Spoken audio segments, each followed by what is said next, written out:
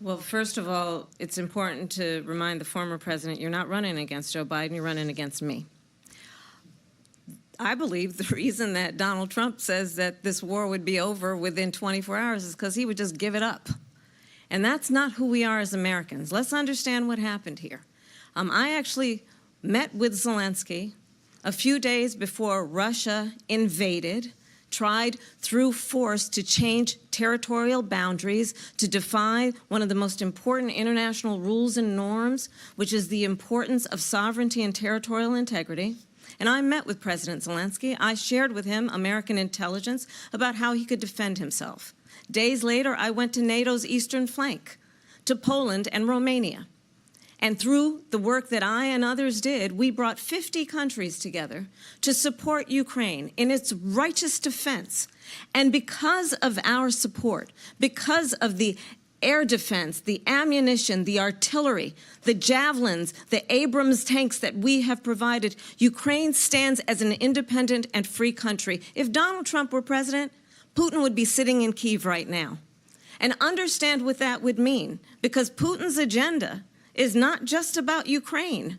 Understand why the European allies and our NATO allies are so thankful that you are no longer president, and that we understand the importance of the greatest military alliance the world has ever known, which is NATO, and what we have done to preserve the ability of Zelensky and the Ukrainians to fight for their independence.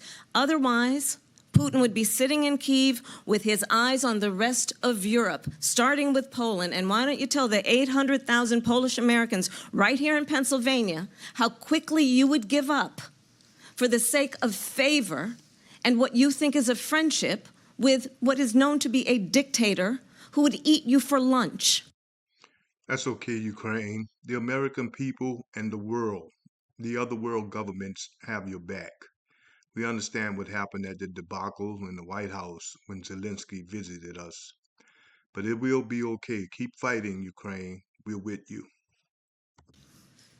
Everything I see has no respect for this person. Well, that's because he'd rather have a puppet as president of the United States. No puppet. And it's pretty clear. You're the puppet. It's pretty clear you won't admit that the Russians have engaged in cyber attacks against the United States of America, that you encouraged espionage against our people, that you are willing to spout the Putin line, sign up for his wish list, break up NATO, do whatever he wants to do, and that you continue to get help from him because he has a very clear favorite in this race. He has increased his violent rhetoric, Donald Trump has, about political opponents, and in great detail, suggested rifles should be trained on former Representative Liz Cheney. This must be disqualifying. Anyone who wants to be president of the United States who uses that kind of violent rhetoric is clearly disqualified and unqualified to be president. Representative Cheney is a true patriot who has shown extraordinary courage in putting country above party. Trump is increasingly, however, someone who considers his political opponents the enemy, is permanently out for revenge, and is increasingly unstable and unhinged. His enemies list has grown longer, his rhetoric has grown more extreme, and he is even less focused than before on the needs and the concerns and the challenges facing the American people. This is because he's got a revenge.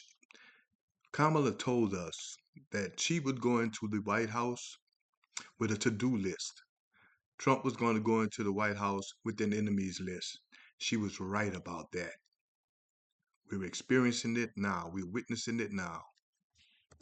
Liz Cheney is a tough person. She is an incredible American, and I have an incredible amount of respect for her. It was an extraordinary moment today. Hillary Clinton warned that Donald Trump could lead America into nuclear war on a whim. Even by the standards of this election year, her foreign policy speech was incendiary. President Lyndon Johnson left it to an ad a half-century ago to say what he could not, implying that Barry Goldwater couldn't be trusted with the bomb. Nancy Cordes is with Clinton in San Diego. The person the Republicans have nominated for president cannot do the job. In a speech that was deadly serious one moment and humorous the next, Clinton argued Trump's temperament makes him unfit to lead the free world. Donald Trump's ideas aren't just different, they are dangerously incoherent. They're not even really ideas, just a series of bizarre rants, personal feuds, and outright lies. This is not someone who should ever have the nuclear codes, because it's not hard to imagine Donald Trump leading us into a war just because somebody got under his very thin skin. It's unbelievable to me that we passed over these two strong, intelligent, educated, and beautiful women for what we have in the White House right now. I still can't imagine how we did this 2 times. I just can't imagine it. I don't know about you, but I can't. She said Trump lacks the knowledge to be commander-in-chief. I know more about ISIS than the generals do, believe me. Citing his seemingly cavalier attitude about torture Waterboarding is fine. and about conflicts with other countries. So they say, oh, you'll start a trade war. You know what? When you're losing that kind of money, who the hell cares? There's no risk of people losing their lives if you blow up a golf course deal. The former Secretary of State brought up the many foreign leaders who have mocked Trump, describing him as, quote, dumb and barking mad, a man who changes opinions like the rest of us change underwear. Trump has drawn praise from state-run media in communist North Korea, which called him wise and far-sighted this week after he complimented their leader. He said you've got to give Kim Jong-un credit for taking over North Korea, something he did by murdering everyone he saw as a threat, including his own uncle. And he said if he were grading Vladimir Putin as a leader, he'd give him an A. Now, I will leave it to the psychiatrist to explain his affection for tyrants. Clinton has begun to frame this race less as a choice between left and right than between steadiness and flakiness. She gave the speech here in San Diego, Scott, because it's home to more than 100,000 members of the military, a military Trump has described as a disaster. Nancy Cordes reporting for us.